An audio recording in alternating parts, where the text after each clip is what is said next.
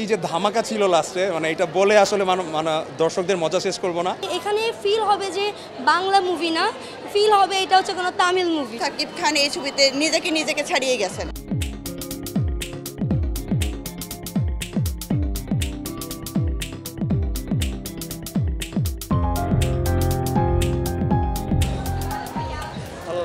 মানে এটা কি ছিল, এই যে যেটা হলো এটা অ্যাকচুয়ালি কি ছিল? আচ্ছা, এইটা অ্যাকচুয়ালি ছিল, আমরা টিকটকে এটা সাউন্ড রিসেন্টলি অনেক ভাইরাল হচ্ছে, ওইটাতে আবার ভিডিও করলাম, অনেকেই ভিডিও করছে অ্যান্ড আমি পার্সোনালি এটাতে র্যাপ করেছি। সো আমার ফ্যান ফলোয়ার যারা ছিল, সঞ্জিদের ফ্যান ফলোয়ার যারা ছিল, কন্টেন্ট ক্রিয়েটাররা সবাই ভিডিও করছে, ওই জন্য আমরা একটু তাদেরকে এনকারেজ করার জন্য আমরা একটু ভিডিও করলাম যে আপনারাও করতে থাকুন। ওই গানে আপনারাই কণ্ঠ দিয়েছেন, মানে আপনারাই র্যাপ সাইডটা করেছেন? আচ্ছা আচ্ছা। আর সিনেমাটা তো এখনই দেখে আসছি। এই মাত্রই দেখলাম, প্রথম দেখলাম, আমি নিজেও এতদিন টিকিট পাইনি।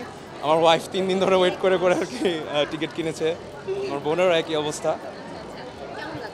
জি আলহামদুলিল্লাহ ফাইন। আমি মানুষজন এমনি হয়তো বা বলবে যে নিজে কাজ করছে দেখে হয়তো বা বলতেছে, বাট টু বি অনেস্ট বাংলাদেশের এই স্ট্যান্ডার্ডে এই ধরনের মানে এই যে কিছুক্ষণ পর যে একটা টুইস্টের ব্যাপার থাকে, যদি বলি যে নর্মালি বাংলা মুভির ফ্যান যারা আছে তাদের তো ভালো লাগবে, শাকিব খানের ফ্যান যারা আছেন তাদের ভালো লাগবে, রায়হান রাফির ভাইয়ের কাজ যারা দেখে, বাট এর বাইরেও যারা একটু থ্রিলার টাইপের মুভি দেখতে পছন্দ করে, একটু পরপর টুইস্ট আসে, কোরিয়ান মুভির যারা ফ্যান আছেন বা একটু মানে থ্রিলিং টাইপ মুভি দেখতে পছন্দ করেন তাদেরও খুব জোশ লাগবে। অ্যান্ড কি যে ধামাকা ছিল লাস্টে, মানে এটা বলে আসলে মানে দর্শকদের মজা শেষ করব না, আপনারা দেখলে অবভিয়াসলি খুব মজা পাবেন। সাকিব খানের তো অনেক ভক্ত, ওনার উপর তো কোনো কথাই নেই, বাংলাদেশের সুপারস্টার।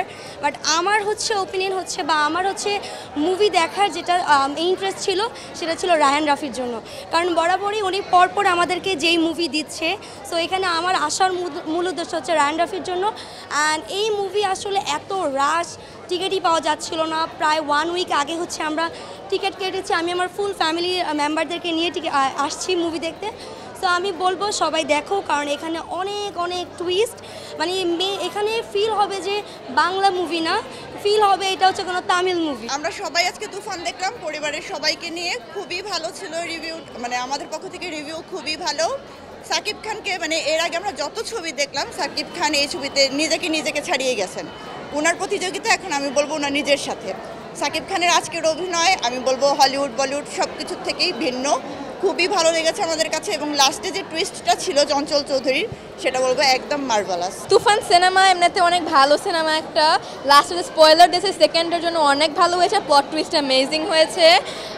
এটা মনে হয় আমার লাইফে একমাত্র বাংলা সিনেমা দেখলাম যেটা খুবই ভালো লেগেছে, ফ্যামিলি নিয়ে কিছু অনেক ভালো লেগেছে। সাকিব খানের জোস অ্যাক্টিং আপু আমার জাস্ট মাইন্ড ব্লোয়িং লাগছে, মানে আমি কখনো বাংলা মুভি দেখি না, আজকে ফার্স্ট। আমার সব পুরাটা মিলিয়ে মুভিটা অনেক ভালো লাগছে, অনেক ভালো লেগেছে, যতটা আশা করেছে তার থেকে বেশি ভালো লেগেছে।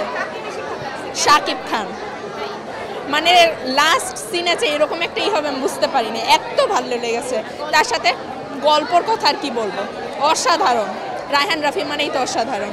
তুফান প্রত্যেক ঈদে আসলে নতুন কিছু দেখার জন্য সাকিব খানের আমরা ওয়েট করি ইগারলি, আর সেটারই ফলশ্রুতিতে তুফান খুব আশা সফল মনে হচ্ছে। এবং এর গানগুলি তো অসাম, অস্থির, দুষ্ট কোকিল ডাকে রে, আর তুমি কোন শহরের মাইয়াকে লাগে উড়া ধুরা, আর পুরো কাহিনীটাকে দেখার জন্য চলে আসলাম সবাইকে নিয়ে। দেখা যাক, লেটস সি।